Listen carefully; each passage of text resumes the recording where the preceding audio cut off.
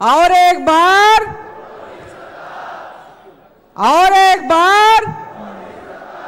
अब की बार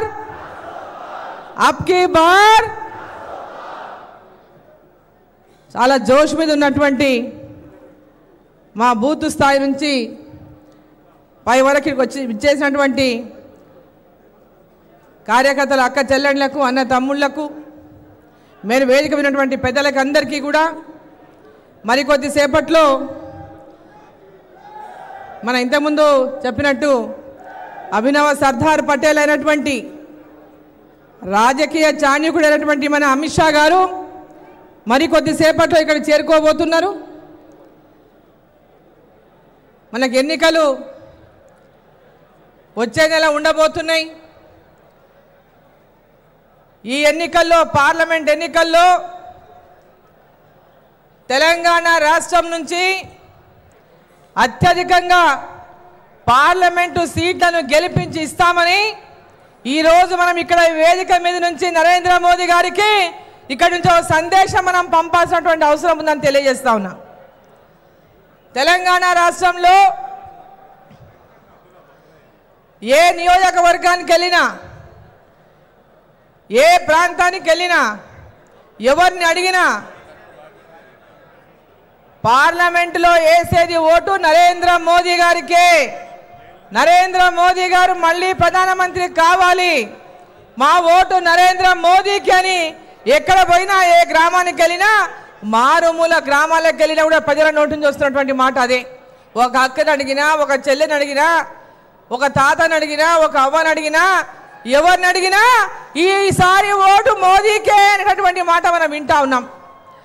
మరి ఇప్పుడు మన బాధ్యత ప్రతి ఒక్క అసెంబ్లీ నియోజకవర్గం నుంచి పెద్ద ఎత్తున ప్రతి మండల కేంద్రం నుంచి మండలాల గ్రామాల వారీగా వచ్చినటువంటి బూత్ అధ్యక్షులు కానీ, మండలం నుంచి వచ్చినటువంటి కార్యకర్తలు కానీ, పూర్తిగా నియోజకవర్గం కార్యకర్తలు కానీ,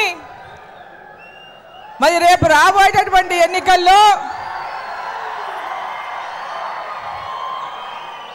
ప్రతి అసెంబ్లీ సీటును మెజారిటీ తీసుకొచ్చి పార్లమెంటు స్థానాలన్నింటినీ కూడా గెలిపించుకోవడమే లక్ష్యంగా మన ప్రతి కార్యకర్త కూడా కృషి చేయాల్సిన బాధ్యత మన అందరి మీద ఇక్కడ ఉందని చెప్పి తెలియజేస్తా ఉన్నా. గ్రామీణ స్థాయిలో, క్షేత్రస్థాయిలో మన పార్టీ ఇచ్చినటువంటి కార్యక్రమాలన్నింటినీ కూడా లాభార్థి సంపర్క అభియానాన్ని మన ప్రతి ఒక్క లాభార్థిని కలిసిన కార్యక్రమాన్ని చేస్తూ ఉన్నాం. నేను అంటా ఉన్నా ప్రతి ఇల్లు కూడా, ప్రతి ఇంట్లో లాభార్థి ఉన్నాడు. నరేంద్ర మోదీ గారి యొక్క పథకాన్ని ప్రతి ఇంటికి కూడా అందిందని చెప్పి ఈ సందర్భంగా నేను తెలియజేస్తా ఉన్నా. కోవిడ్ సందర్భంగా ఇచ్చినటువంటి ప్రతి వ్యాక్సినేషన్ కూడా ప్రతి ఒక్కరికి కూడా అందినటువంటి శక్తిలో ప్రతి ఒక్క కార్యకర్త కూడా ప్రతి ఇంటికి వెళ్ళి ఈరోజు నరేంద్ర మోదీ గారి సహకారం పొందినటువంటి ఇల్లు లేదు.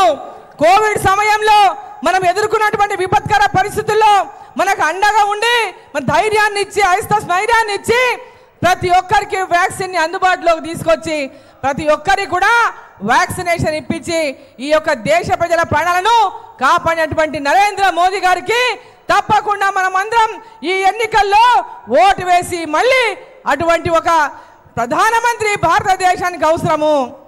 వారి నాయకత్వం ఈ భారతదేశానికి అవసరము. ప్రపంచ దేశాలన్నీ నరేంద్ర మోదీ గారి వైపు చూస్తూ ఉన్నాయి, భారతదేశం వైపు చూస్తూ ఉన్నాయి.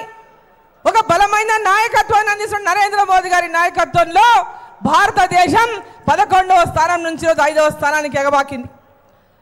ఈరోజు ప్రపంచంలో అనేక ధనిక దేశాలు సంక్షోభాన్ని ఎదుర్కొన్నాయి, ఆర్థిక సంక్షోభాన్ని ఎదుర్కొన్నాయి కోవిడ్ తర్వాత. మరి ఈరోజు మన దేశంలో ఆ సంక్షోభంలో భారతదేశాన్ని కూరుకుపోకుండా ఒక నిలకడగా నిలబెట్టినటువంటి నాయకుడు, 11వ స్థానం నుంచి 5వ స్థానం తీసుకొచ్చిన నాయకుడు నరేంద్ర మోదీ గారు అని చెప్పి ఈ సందర్భంగా నేను తెలియజేస్తా ఉన్నా. పెద్ద ఎత్తున ప్రపంచ దేశాలన్నీ ఆశ్చర్యపోయే విధంగా, స్ఫూర్తి తీసుకునే విధంగా మరి మన యొక్క రాజధాని ఢిల్లీలో G20 సమావేశాలను నిర్వహించి ప్రతి ఒక్క దేశానికి కూడా ఇటువంటి నాయకుడు ఉండాలనేటువంటి స్ఫూర్తినిచ్చినటువంటి నాయకుడు నరేంద్ర మోదీ గారు అని చెప్పి నేను తెలియజేస్తా ఉన్నా. ఈరోజు భారతదేశంలో ఉన్నటువంటి ప్రతి మూల ఈ దేశానికి మరోసారి ప్రధానమంత్రి ఎవరు అంటే నరేంద్ర మోదీ గారు అని చెప్పి ఈరోజు ప్రతి ఒక్కరి నోటా వస్తూ ఉంది. ఈరోజు కాంగ్రెస్ పార్టీ వాళ్ళు అంటున్నారు 17 స్థానాలు ఇవ్వండి, 17 స్థానాలు గెలిపిస్తే రాహుల్ గాంధీ ప్రధానమంత్రి అవుతాడని. రాహుల్ గాంధీ ప్రధానమంత్రి అవుతాడా?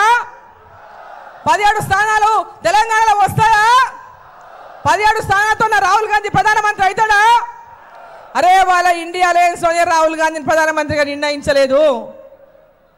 ఒక తెలంగాణలో బొటాబొటి స్థానాలతో అధికారంలోకి వచ్చినటువంటి కాంగ్రెస్ పార్టీ ప్రజల్ని మోసం చేసి 6 గ్యారెంటీల పేరు మీద అధికారంలోకి వచ్చినటువంటి కాంగ్రెస్ పార్టీ ఇవాళ మళ్ళా ప్రజల్ని మోసం చేయడానికి 17 స్థానాలు ఇవ్వండి, రాహుల్ గాంధీ ప్రధానమంత్రి అవుతాడు, 6 గ్యారెంటీలు వస్తాయని చెప్తున్నారు.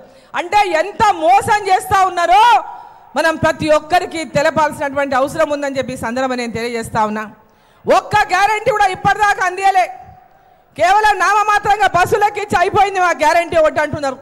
కాగితాల మీదనే ఉన్నాయి గ్యారెంటీలని. ఎక్కడ కూడా క్షేత్రస్థాయిలోకి ఏ ఒక్క గ్యారెంటీ 2500 గ్యారెంటీ మహిళలకు వచ్చిందా? రైతులకు 2 లక్షల రుణమాఫీ అయ్యిందా? 15,000 రైతు బంధు అందిందా? కౌలు రైతులకు 12,000 రైతు బంధు అందిందా? నిరుద్యోగులకు 4,000 రూపాయల నిరుద్యోగ భృతి అందిందా? ఈరోజు ప్రతి ఒక్కరిని మోసగించి అధికారంలోకి వచ్చినటువంటి కాంగ్రెస్ పార్టీ పెండ్లైతే 1,00,000 రూపాయలు తులం బంగారం అన్నారు. ఈరోజు ఎక్కడ కూడా వాటి యొక్క ప్రస్తావన తేగానే రాష్ట్రం అప్పుల్లో ఉందంటారు. ఈ రాష్ట్రం అప్పుల్లో ఉన్న సంగతి ఎన్నికల ముందు తెలియదా? ఎన్నికల ముందు ప్రతి ఒక్కరికి చెప్పింది ఇదే మాట కదా, ఈ రాష్ట్రం అప్పుల కుప్పం అయిపోయింది, అప్పుల కుప్ప అయిపోయింది, 6 లక్షల కోట్ల అప్పులు అయిపోయినాయి. మరి ఈరోజు రోజు అప్పుల గురించి, ఈ రాష్ట్ర ఆర్థిక పరిస్థితి గురించి పెద్ద పెద్ద అక్షరాల్లో రాపించుకుంటారు పత్రికల్లో. ప్రజలకు నిజంగా వారు ఇచ్చినటువంటి హామీలు అధికారంలోకి వచ్చిన వెంబడే అమలు చేస్తామని చెప్పి మాట ఇచ్చిండ్రు. మరి 100 రోజులు అన్నారు. 100 రోజులలో మరి 100 రోజులు అయిపోయింది.